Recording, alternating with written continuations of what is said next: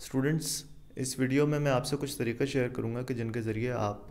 अपनी observational drawing में accuracy को इम्प्रूव कर सकते हैं।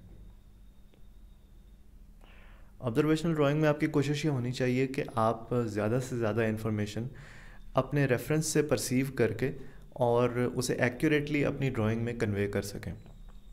ऐसा करने के लिए आपको ये कोशिश करनी चाहिए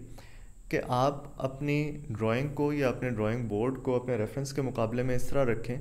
कि आप बग़ैर अपना सर मूव किए हुए सिर्फ़ और सिर्फ अपनी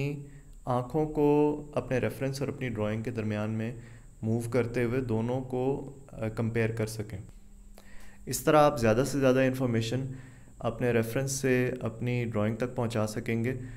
और अपने रेफरेंस और अपनी ड्राइंग को कंपेयर करके आप अपनी ड्राइंग में होने वाली गलतियों को जल्दी आइडेंटिफाई कर सकेंगे। ऑब्जर्वेशनल ड्राइंग करते हुए ये चीज़ जहन में रखें कि आपके जहन में जिस ऑब्जेक्ट को आप ड्रॉ कर रहे हैं उसके बारे में जो भी प्रीकंसीव्ड आइडियाज़ पहले से मौजूद हैं या जो अंडरस्टैंडिंग मौजूद है, अगर वो आपके ड्राइंग को आपके रेफरेंस से फ़र्क कर रही है तो उसकी वजह से आपकी ड्राइंग में एक्यूरेसी कम होगी और आपकी ड्राइंग ख़राब होगी। आपने कोशिश ये करनी है कि आप अपने रेफरेंस को, अपने सामने मौजूद ऑब्जेक्ट या फिगर को इस तरह देखें कि जैसे आप इस स्पेसिफ़िक ऑब्जेक्ट या रेफरेंस को इस स्पेसिफ़िक एंगल और इस स्पेसिफ़िक लाइटिंग में पहली दफ़ा देख रहे हैं और आप इसके बारे में कुछ भी पहले से नहीं जानते। आपने कोशिश करनी है कि आपके रेफरेंस के अंदर जो भी आपको डिफरेंट शेप्स या एंगल्स नज़र आ रहे हैं, आप उन पे रिलाई करें, बजाय आपके जहन में उस ऑब्जेक्ट का जो एक सिंबल पहले से मौजूद है सिर्फ उसको ड्रॉ करने के।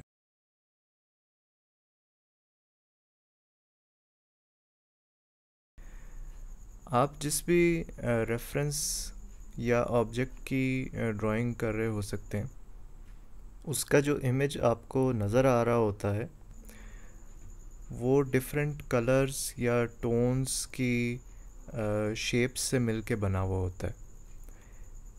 इन शेप्स की कोई स्पेसिफिक आइडेंटिटी नहीं होती, इन्हें हम नॉन ऑब्जेक्टिव या एब्स्ट्रैक्ट शेप्स कहते हैं। अगर आप कोशिश करें कि आप ड्राइंग करते हुए अपने ऑब्जेक्ट या अपने रेफरेंस के अंदर मौजूद नॉन ऑब्जेक्टिव शेप्स की आपस में प्रोपोर्शंस और एक दूसरे के मुकाबले में एंगल और प्लेसमेंट को एक्यूरेट रखें तो आपकी ड्राइंग ज़्यादा एक्यूरेट होगी।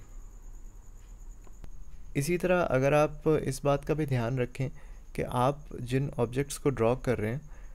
उन ऑब्जेक्ट्स के अराउंड जो बैकग्राउंड मौजूद है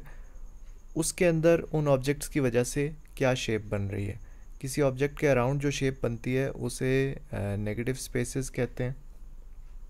अगर आप कोशिश करें कि नेगेटिव स्पेसेस में जो शेप्स बन रही हैं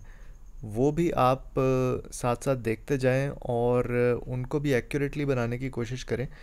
तो एक तो ये कि बहुत कॉम्प्लेक्स ऑब्जेक्ट्स को भी आप एक सिंपल तरीक़े से उनकी ओवरऑल शेप को मार्क कर सकते हैं और डिफरेंट ऑब्जेक्ट्स के दरमियान में एंगल्स और प्रोपोर्शंस की डिस्पैरिटी नहीं आती।